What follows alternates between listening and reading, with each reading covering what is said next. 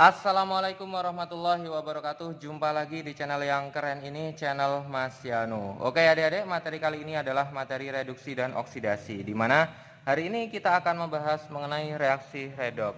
Oke skuy, disimak baik-baik materi kali ini mengenai reaksi reduksi dan oksidasi atau reaksi redoks. Nah, pada reaksi redoks itu nanti kita bagi reaksi redoks ini menjadi 3 adik-adik. Jadi yang pertama ada reaksi redoks itu sendiri, yang kedua nanti ada reaksi autoredoks, dan yang ketiga ada reaksi komproporsionasi. Oke, nah kita bahas dari yang pertama terlebih dahulu. Ada yang pertama adalah reaksi redoks.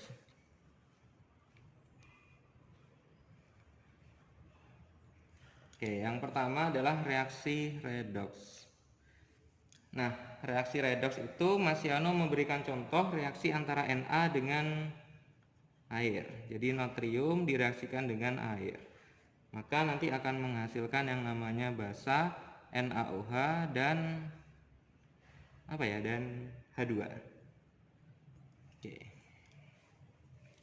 Nah, di sini adik-adik, Mas Yano langsung ya, Mas Yano akan menentukan bilangan oksidasinya. Untuk Na itu 0, H itu +1, Na-nya di sini +1, di sini 0. Nah, ternyata setelah kita tentukan bilangan oksidasinya, Na di sini berubah bilangan oksidasinya dari 0 ke +1, dan hidrogen di sini berubah dari +1 ke 0. Sehingga adik-adik di sini kalau bilangan oksidasinya naik 0 ke +1 berarti reaksinya adalah reaksi oksidasi. Kalau +1 ke 0 berarti reaksi reduksi. Oke, itu yang pertama. Kemudian yang kedua adik-adik. Jadi reaksi redoks itu contohnya seperti ini adik-adik. Jadi kalau ada reaksi reduksi dan reaksi oksidasi dalam sebuah reaksi, maka kita katakan sebagai reaksi redoks. Kemudian yang kedua adik-adik, yang kedua adalah reaksi autoredoks namanya. Reaksi autoredoks. Oke. Reaksi autoredoks ini Mas Yano akan memberikan contoh, misalkan adalah klor. Jadi gas klor Cl2 direaksikan dengan NaOH, maka akan terdisproporsionasi membentuk yang namanya NaCl plus NaClO plus H2O. Nah, di sini adik-adik, Cl2 di sini bilangan oksidasinya 0. Cl- di sini -1, di sini +1. Nah, apabila ada reaksi seperti ini, 0 ke -1 itu reduksi, 0 ke +1 itu oksidasi ya. Oke. Oksidasi, reduksi. Nah, apabila di sini adik-adik, apabila di Cl2 ini dia mengalami reaksi oksidasi dan reduksi sekaligus, maka Cl2 ini nanti kan bertindak sebagai reduktor dan oksidator sekaligus. Nah, sehingga bisa kita katakan bahwa Cl2 ini merupakan reaksi autoredoks. Kenapa? Karena Cl2 di sini dia mengalami oksidasi dan reduksi sekaligus. Oh iya adik-adik, nanti kita mengenal yang namanya oksidator dan reduktor adik-adik. Jadi oksidator itu yang mengalami reduksi sehingga H2O bertindak sebagai oksidator. Saya taruh mana ya? Sini aja ya. Ada oksidator, ada reduktor. Oksidator, ada reduktor. Nah, adik-adik, pada reaksi yang pertama, kita balik lagi ke reaksi yang pertama, yang berperan sebagai oksidator. Oksidator itu yang mengalami reduksi, berarti H2O. Sedangkan reduktor yang mengalami oksidasi, berarti Na. Oke. Sama halnya dengan ini. Yang bertindak sebagai oksidator dan reduktor adalah satu. Oksidator dan reduktor itu adalah satu senyawa, yaitu sama-sama gas klor. Sehingga ketika reduktor dan oksidatornya sama, maka kita katakan sebagai reaksi autoredoks. Nah, kemudian yang ketiga adalah reaksi komproporsionasi. Reaksi komproporsionasi.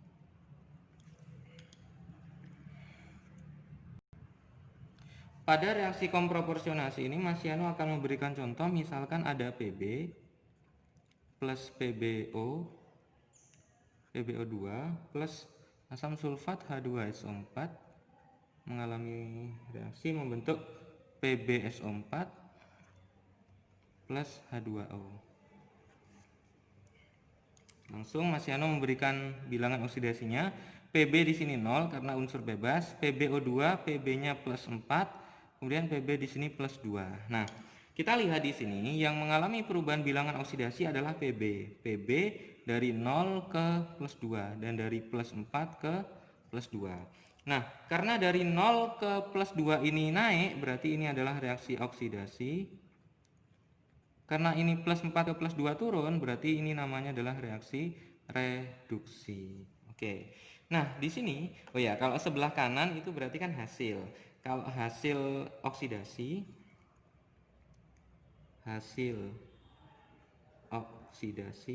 ada hasil reduksi. Hasil oksidasi dan hasil reduksi, kalau hasil oksidasi yang mengalami oksidasi berarti NaOH. Yang mengalami reduksi di sini adalah H2. Oke. Sama halnya nanti di sini juga ada yang namanya hasil oksidasi dan hasil reduksi. Hasil oksidasi, ada juga yang namanya hasil reduksi. Oke, kalau hasil oksidasinya berarti di sini adalah NaClO. Kalau hasil reduksi di sini adalah NaCl. Oke, nah sekarang di sini coba kita lihat hasil reduksi dan hasil oksidasinya.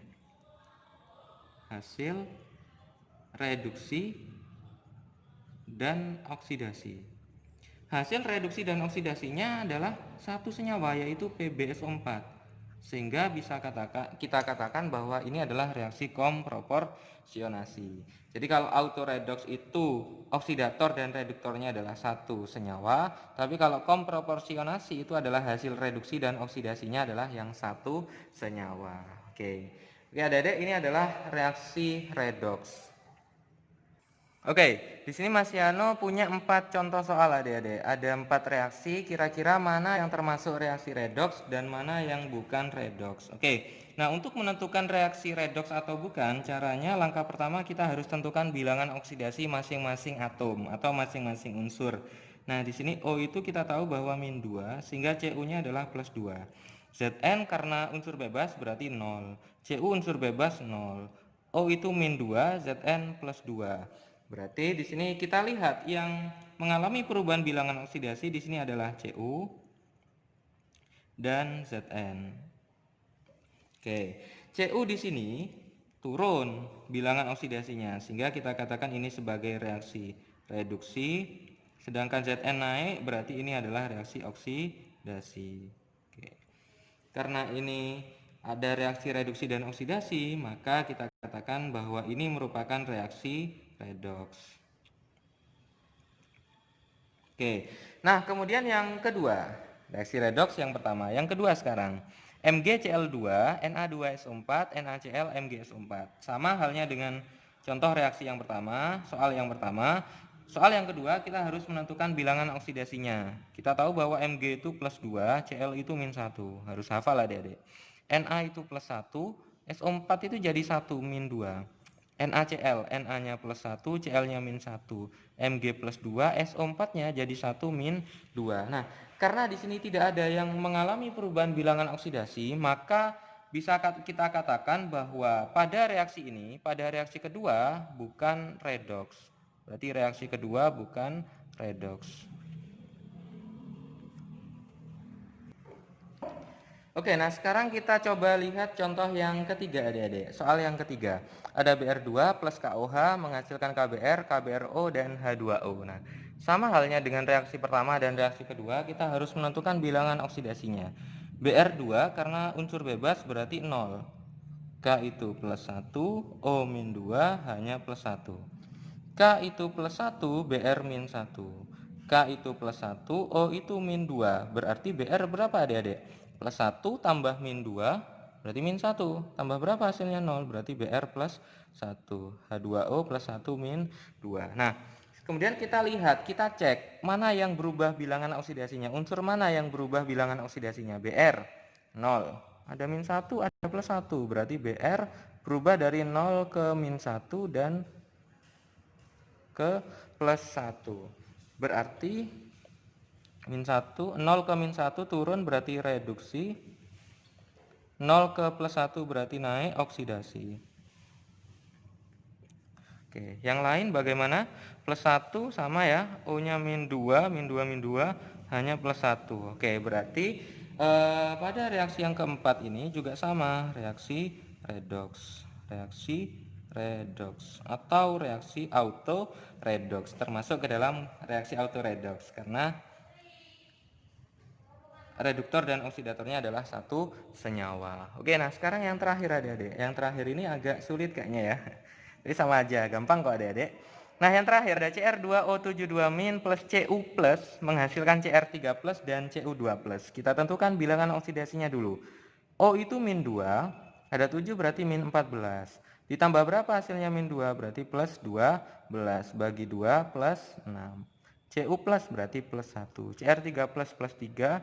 Cu2 plus plus 2. Nah, sekarang coba kita lihat mana yang berubah bilangan oksidasinya. Cr plus 6 ke plus 3 berarti turun. Cu plus 1 ke plus 2 naik. Berarti karena ini turun berarti ini reduksi. Karena ini naik berarti oksidasi. Maka bisa kita katakan pada reaksi yang terakhir, pada reaksi keempat merupakan reaksi redox. Oke, adik-adik, ini adalah pembahasan Mas Yano mengenai reaksi redox. Jadi ada 3 reaksi redox. Yang pertama adalah reaksi redox itu sendiri, yang kedua auto redox, yang ketiga komproporsionasi. Oke adik-adik, sekian pembahasan video kali ini mengenai reaksi reduksi dan oksidasi. Jika ada yang ingin ditanyakan dari video ini, silahkan bisa ditanyakan di kolom komentar ya adik-adik. Dan jika adik-adik suka dengan video ini, jangan lupa untuk like, subscribe, comment, and share videonya. Agar adik-adik tidak ketinggalan video-video terbaru dari Mas Yano seputar kimia. Oke, Mas Yano akhiri. Wassalamualaikum warahmatullahi wabarakatuh.